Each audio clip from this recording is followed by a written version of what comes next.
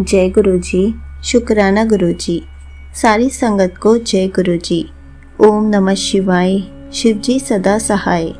ओम नमः शिवाय। गुरु जी सदा सहाय।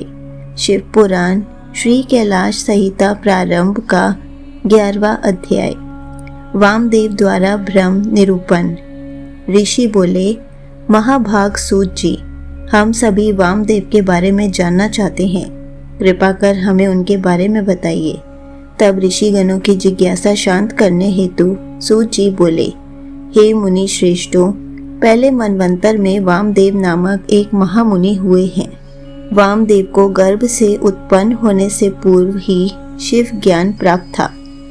वे सबके जन्म कर्म को जानने वाले थे। वामदेव मुनि सदा अपने शरीर पर भस्म लगाकर और सिर पर जटा धारण किए रहते थे। वे शांत और अहंकार रहित थे और सदा योग, ध्यान और भ्रम में लीन रहते थे। एक बार वामदेव ने दक्षिण शिखर पर जाकर शिवजी के पुत्र स्कंद से भेंट की।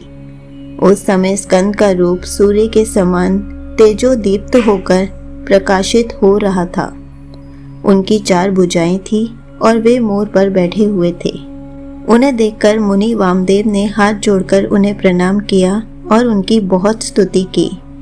इससे प्रसन्न होकर शिवजी के पुत्र स्कंद बोले, हे महामुनि, मैं आपकी इस स्तुति से बहुत संतुष्ट हूँ। आप जैसे मुनि सदा दूसरों के हित के लिए ही कार्य करते हैं। आपकी जो इच्छा हो कहिए, मैं उसे अवश्य ही पूरा करूँगा।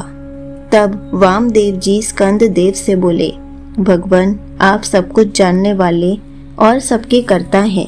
आपके दर्शनों से ही मेरी सभी कामनाएं पूरी हो गई।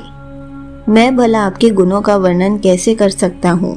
आप तो साक्षात परमेश्वर वाचक, देव पशुपति वाच्य हैं।